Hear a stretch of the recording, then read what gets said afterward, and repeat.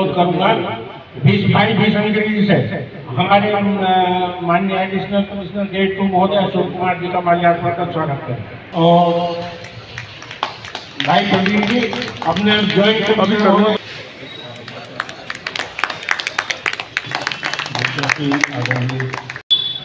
इस सभागार में बैठे एक साथ लेकर चलते थे। उनका मैं एक लाइन बोलूँगा, हयात लेके चले, कायनात लेके चले, चलो तो सारे जमाने को साथ लेके चले। तो सारे जमाने को साथ लेकर चलने वाले चौधरी चरण सिंह के प्रति आज हम लोग श्रद्धा सुमन अर्पित करते हुए उनके कार्यों से हमें संकल्प लेना चाहिए कि हम भी उनसे कुछ सीखें और ऐसा कार्य करें कि जिससे समाज में भाईचारा, प्रेम और विकास की एक धारा बहती चली जाए। धन्यवाद।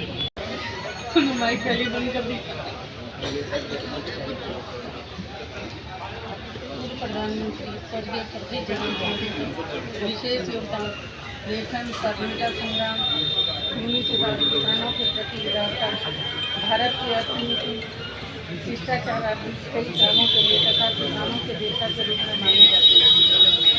चौधरी साहब जी के जीवन भर किसानों के हक के लिए लड़ाई लड़ी।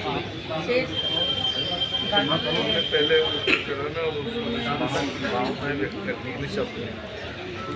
DC अरुण कुमार जी हमारे साथी अधिवक्ता शिव कुमार जी ने उनके विषय में सभी बता दिया है। और शेष में आप सभी का आभार। धन्यवाद। मैं बहुत देर से देख रहा था कि महामंत्री जी मुझे बुलाए हैं, लेकिन जानबूझकर इन्होंने मेरी तरफ देखा भी नहीं, इसलिए मुझे ज़बरदस्ती बीच में उठकर जाना पड़ा। वैसे तो अपने अरुण कुमार साहब ने इतना कुछ कह दिया कि किसी के पास कहने के लिए बचा नहीं, लेकिन इसके बावजूद भी भारत रत्न चौधरी साहब चौधरी चरण सिंह जी गाजियाबाद के लिए वास्तव में विशेष रूप से, चूँकि उनकी जन्मस्थली गाजियाबाद यानी कि तत्कालीन मेरठ जिला और वर्तमान में गाजियाबाद जिले में उनका जन्म हुआ, और उन्होंने अपना जो कार्य शुरू किया, जो वकालत शुरू की, वो भी गाजियाबाद से ही शुरू की। दूसरा एक बहुत सूक्ष्म में मैं बताना चाहता हूँ, उनके 2-3 काम ऐसे थे जो हमेशा यादगार बने रहे हैं। जैसे इस गाँव में क्योंकि देहात के रहने वाले थे और उन्हें पता था कि किसान और मजदूर की क्या दुर्दशा होती है, क्योंकि गांव में जाने के लिए एक पगडंडी जो जमींदारी कदीमी रास्ता हुआ करता था वही होता था, कंधे पर हल और बैल आगे पीछे लेकर के किसान जाता था खेत का पहुँचने पर। तो उन्होंने सबसे पहला काम जो चकबंदी का किया वो वास्तव में बहुत सराहनीय काम था, और उससे किसानों की पैदावार भी बढ़ी और किसान जो इधर उधर भागता था है ना, वो भी उसका कम हुआ, मजदूरों को भी काम मिला। तीसरा, क्योंकि वकालत यहाँ से शुरू की थी और 1927 में चौधरी साहब कांग्रेस में शामिल हुए। उस टाइम पे कांग्रेस ही एक ऐसा दल था जो राजनीतिक पार्टी थी, और कोई दल नहीं था। और उसके बाद में सबसे पहले उत्तर प्रदेश के मुख्यमंत्री गैर कांग्रेसी चौधरी चरण सिंह जी थे, जिन्होंने सबसे पहली सरकार मुख्यमंत्री के रूप में उत्तर प्रदेश में गैर कांग्रेसी मुख्यमंत्री के रूप में बनाई। और बहुत सारे ऐसे कार्य हैं। तीसरा, हमेशा किसानों के लिए वो मसीहा रहे, किसानों के हर दुख दर्द में मसीहा रहे। और वास्तव में ये कहना अपनी शोक्ति नहीं होगा, वो निर्विवाद रूप से बिना किसी धर्म और जाति के सम्मानित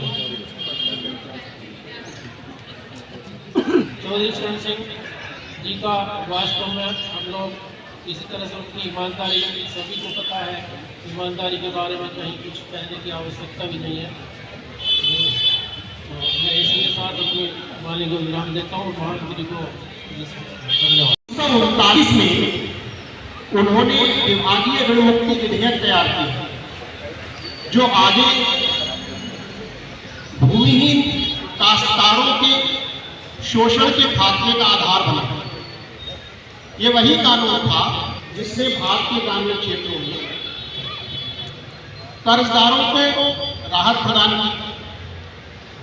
आगे 1946 में फिर से चौधरी साहब छपरौली से विधानसभा के लिए निर्वाचित हुए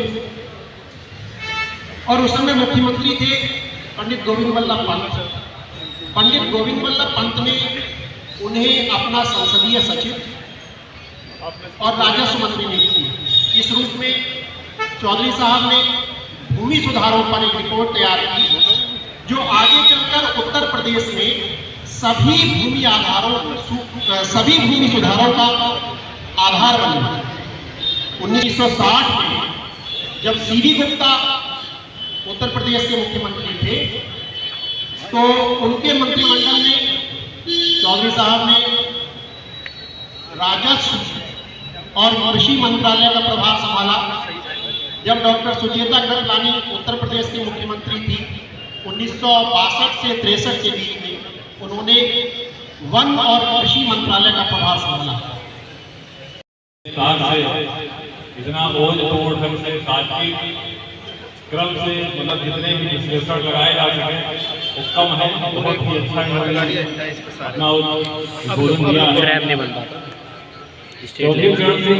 दोबारा नहीं पाए, उनके जन्म दिवस के अवसर पर उनको मैं कोट कोट प्रणाम करता हूँ और आप लोगों ने इसका आयोजन किया, इसके लिए बहुत बहुत धन्यवाद।